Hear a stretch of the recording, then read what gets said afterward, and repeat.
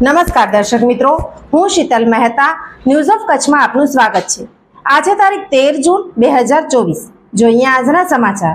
News of Kutch power by opal electronics, LG best shop, Vijaynagar road Bhuj, Rambagh road Adipur.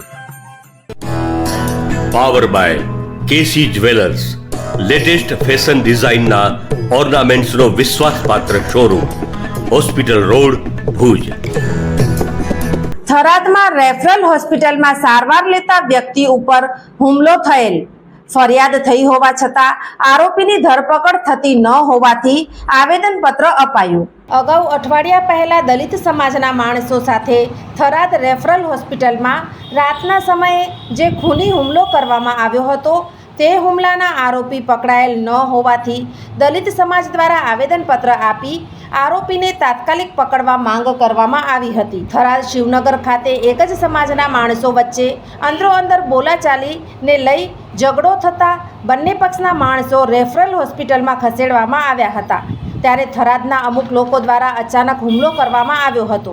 ત્યારે આ હુમલાને લઈ પોલીસ ફરિયાદ નોંધાતા હજુ સુધી આ આરોપી પકડમાં ન આવતા દલિત સમાજ દ્વારા આવેદનપત્ર આપવામાં આવ્યું હતું। ત્યારે ડીવાયએસપી એસ.એમ. વારોતરિયાના કહેવા મુજબ કોઈપણ સંજોગોમાં આરોપીને ઝડપી લેવામાં આવશે।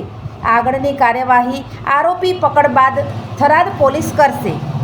આ કામના ફરિયાદી અમે રામાણી પીરોમલ નજાર ના ઉપર તથા તેના પરિવાર ઉપર હિચકારો અને ખૂની હુમલો કરવાથી જે અમારા ઇસમોને અત્યારે ખૂબ દાખલ કરવામાં આવેલા છે અને એ એક પ્રાઇવેટ હોસ્પિટલમાં બંને જગ્યાએ દાખલ છે અને એમને પણ અત્યારે જીવન મરણ વચ્ચેના ઝોલા ખાઈ રહ્યા છે, બરાબર। અને આમેવાળા વ્યક્તિઓ અહીંયા તપાસ જે ડીવાયએસપી સાહેબ ચલાવી રહ્યા છે એ થોડી મંદગતિથી ચાલતી હતી, એટલા માટે એમને અમે લેખિતમાં આવેદનપત્ર માટે આપવા માટે આવ્યા છે।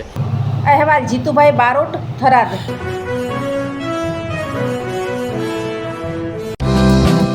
બાળકોના સર્વાંગી વિકાસ માટે શ્રેષ્ઠ સ્કૂલ દિવ્ય બ્રહ્મલોક ગ્લોબલ એકેડમી। કેજી થી ધોરણ 10 સીબીએસઈ બોર્ડ, ધોરણ 11-12 Gujarat board, science, commerce, arts faculty, Gujarati અને અંગ્રેજી માધ્યમ સાથે હોસ્ટેલ ફેસિલિટીઝ, સ્કૂલ બસ સેવા, સ્વિમિંગ, હોર્સ રાઇડિંગ, સ્પોર્ટ્સ દ્વારા વિદ્યાર્થીઓના ઘડતર અને વિકાસ કરતી આ એકેડમીમાં પ્રવેશ માટે સંપર્ક કરો। Mobile number 9825606503, 8758998877। Bhuj Mandvi highway, Sukhpar, Bhuj, Kutch. દિવ્ય બ્રહ્મલોક ગ્લોબલ એકેડમી, www.divyabrahmlok.com।